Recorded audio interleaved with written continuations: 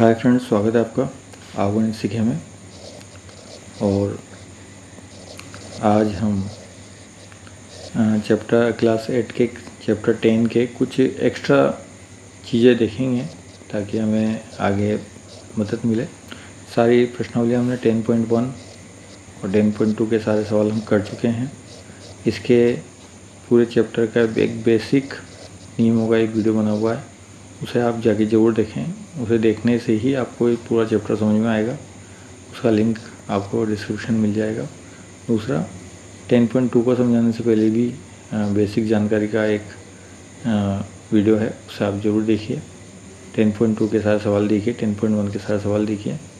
और ये कुछ एक्स्ट्रा सवाल हैं जो हमें थोड़ा आने चाहिए करने के लिए, तो बेसिक से हैं। अब इसमें ये टॉपिक क्या है, बहुत बड़ी संख्याओं को बहुत छोटी संख्याओं से तुलना। ये बड़ी चीज़ कितनी गुना बड़ी है। जैसे मान लीजिए कि ये कोई लकड़ी है, तो इसके हमने 4 टुकड़े कर दिए बराबर, ठीक है। बराबर हमने इसके 4 टुकड़े कर दिए। तो यदि हम एक टुकड़ा लें शू का, तो ये जो छोटा टुकड़ा है, इस टुकड़े से ये लकड़ी कितना गुना बड़ी होगी, 4 गुना बड़ी। इसी प्रकार यहाँ पर हम सवाल देखेंगे कि कोई चीज़ किसकी चीज़ की कितनी गुना बड़ी है। तो देखते हैं सूर्य का व्यास और पृथ्वी का व्यास। सूर्य का व्यास क्या होता है, जैसे गोला है, तो इस कोने से परिधि के इस कोने से दूसरे कोने तक केंद्र में से होकर यदि कोई रेखा निकलती है तो वो उसका व्यास कहलाती है। तो रेखाखंड यहाँ से निकल रहा है, तो ये दूरी जो है इसका व्यास है। तो देखो सूर्य का व्यास 1.4 10⁻⁹ इतना व्यास है इसका। हाफ किलोमीटर में 1.4 इंटू 10⁻⁹ तो पॉइंट हटाइएगा। इसका पॉइंट हटाए नीचे 10, यहाँ तक, तो ये कट जाएंगे, आते हैं तो क्या हो जाएगी 8। तो 14 के पीछे 8 घात लगा के देखिएगा, इतना व्यास होता है, ठीक है। फिर पृथ्वी का व्यास कितना है, 1.2756 10⁻⁷। अब हम तुलना कर रहे हैं, तुलना करने के लिए बटाबटी में रखते हैं चीज़ों को। हमने रख दिया है। अब देखिए यहाँ पर भी आधार कितना है 10, यहाँ पर भी आधार 10 है, यहाँ घात 9 है या 9 है। बटाबटी में तो घातें क्या हो जाएगी, ऊपर जाके घट जाएगी। तो 10 9 की में से 7 घातें घटा दी हमने, तो 10 की घात 2 आ गई, आगे जाके ये आ गई। बाकी सवाल इस हिसाब से चल रहा है। देखिए 1.4 में अब ये इतना एरिया हम अलग से सोल्व करेंगे, तो 1.4 में 1.2756 का भाग देंगे तो ये लगभग बराबर है। लगभग एग्जैक्टली बराबर नहीं है। 1.4 में 1.2 का भाग देंगे तो क्या आएगा, लगभग 1 × 10⁻²। तो 10⁻² का मतलब है 100। तो 100 इसका मतलब है कि सूर्य का व्यास जो है पृथ्वी के व्यास से 100 गुना है। ये जो व्यास है ये इधर जाके गुणा हो जाएगा, भाग का में चला जाता है गुणा में। तो सूर्य का व्यास पृथ्वी के व्यास का 100 गुना है। फिर लाल रक्त कोशिकाओं, तो ये इनका डाया है, ये फोटोवी कोशिका है, ये इतनी बड़ी होती है, तो इसे सोल्व करना था। तो इसकी पॉइंट जब हमने हटाई तो क्या आया, 10⁻⁶। क्यों, देखिए पॉइंट के आगे, पॉइंट के पीछे कितने अंक है, 6 अंक है। तो यदि इसकी 6 अंक नीचे हटाए होंगे पॉइंट, तो नीचे 10⁻6 गया होगा, और ये जो ऊपर गया होगा कि 10⁻⁻6 ये आ गया होगा। ऐसे ही यहाँ पर 4 और 3 8 हैं, ठीक है। तो इसे भी स्टैंडर्ड रूप में लिखा है यहाँ पर, तो इसे 1.75, ये उसे नीचे लगाया होगा, तो 8 1.75 1000 10⁵, तो ये इसने 1000 ने भाग लगा दिया हुआ ऊपर, तो 1.275 × 10⁻⁵। तो यहाँ पर ये आ गया, और ये रूप इसका यहाँ आ चुका है।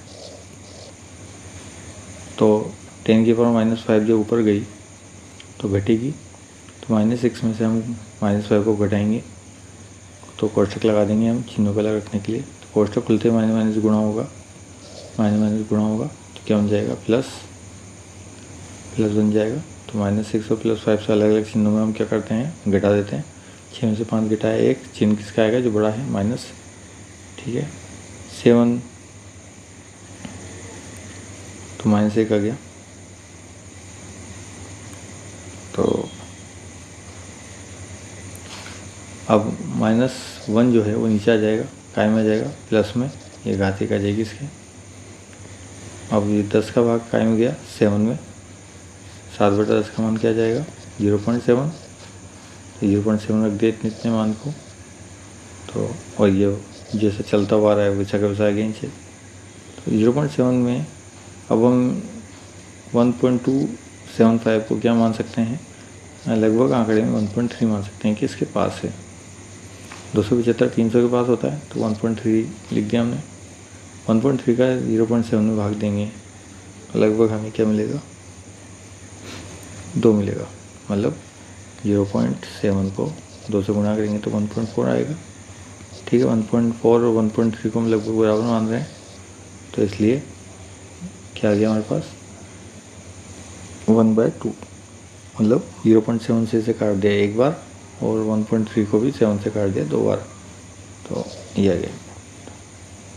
तो क्या मतलब हुआ इसका ये मतलब हुआ कि लाल रक्त कोशिकाएं और पौधों की कोशिकाएं 1/2।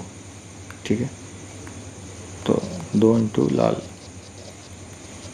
पौधा। तो पौधों की जो कोशिकाएं हैं वो लाल रक्त कोशिकाओं के दुगने के बराबर होती है। लाल कोशिकाओं को डबल कर लें तब जाके खुद ही कोशिका बनेगी। फिर आ गया पृथ्वी का द्रव्यमान दे रखा है और चंद्रमा का द्रव्यमान दे रखा है। ठीक है, देखिए कितना द्रव्यमान है, 10⁻²4, 10⁻22। अब कुल द्रव्यमान निकालना है, तो हमने जोड़ दिया।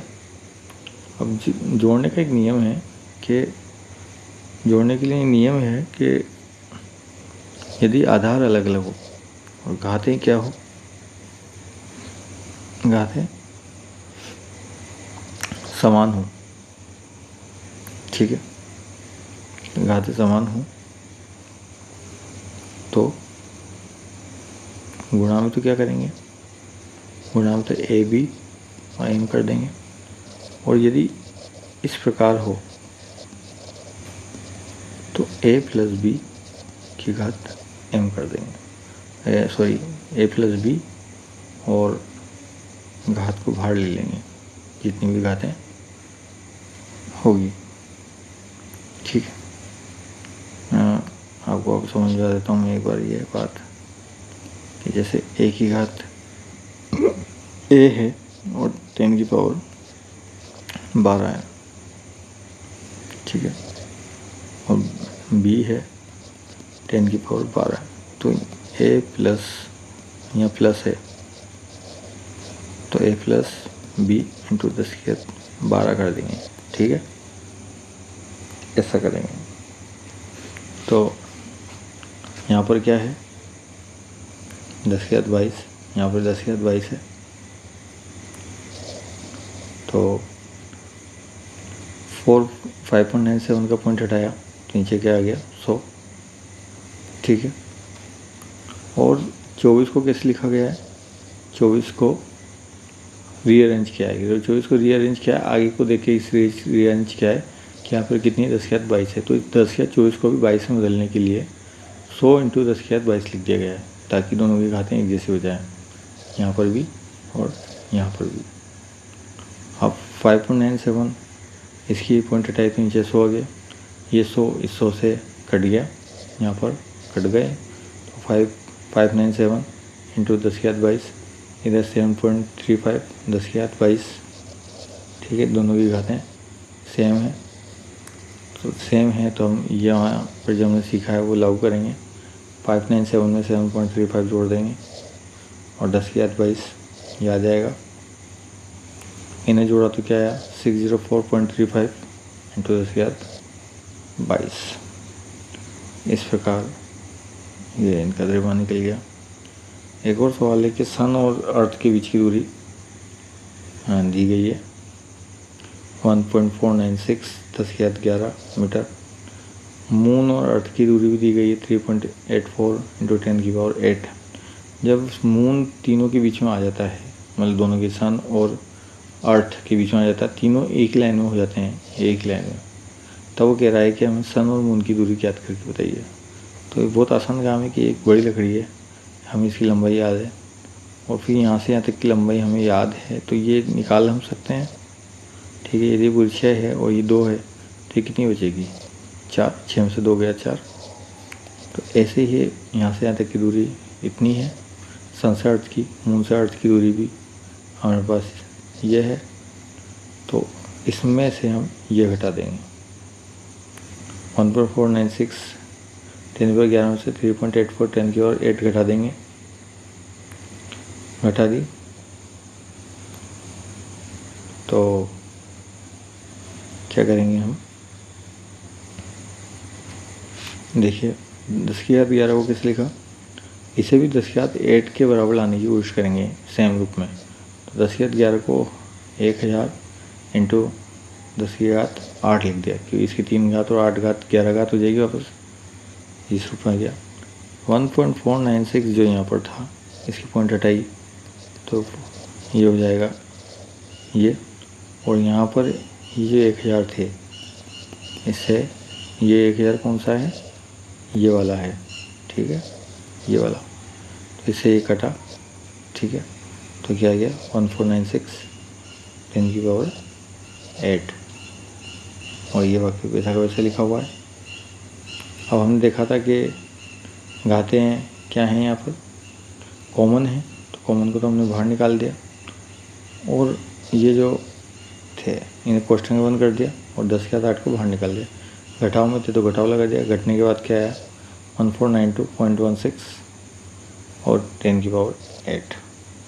तो इन सवालों को थोड़ा देखने की कोशिश किया, परीक्षाओं में इससे कम आते हैं, फिर भी कभी आ जाए, संभावना कि कुछ कह नहीं सकते। तो वीडियो का आपको अच्छा लगा है तो वीडियो को लाइक कीजिए, लाइक करने से हमें मोटिवेशन मिलता है नई वीडियो बनाने के लिए।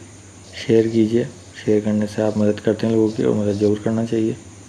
और सब्सक्राइब आप चैनल को ज़रूर करें ताकि आप हमसे जुड़ जाएं और नई वीडियो का नोटिफिकेशन आपको आसानी से मिल जाए। अच्छी चीज़ों के साथ जुड़ने से हम अपना अच्छे बनते चले जाते हैं, इसलिए यूट्यूब पे अच्छी चीज़ों के साथ जुड़िए, अच्छे दोस्तों के साथ जुड़िए, अच्छे लोगों के साथ जुड़िए। आज के लिए इतना ही, थैंक यू।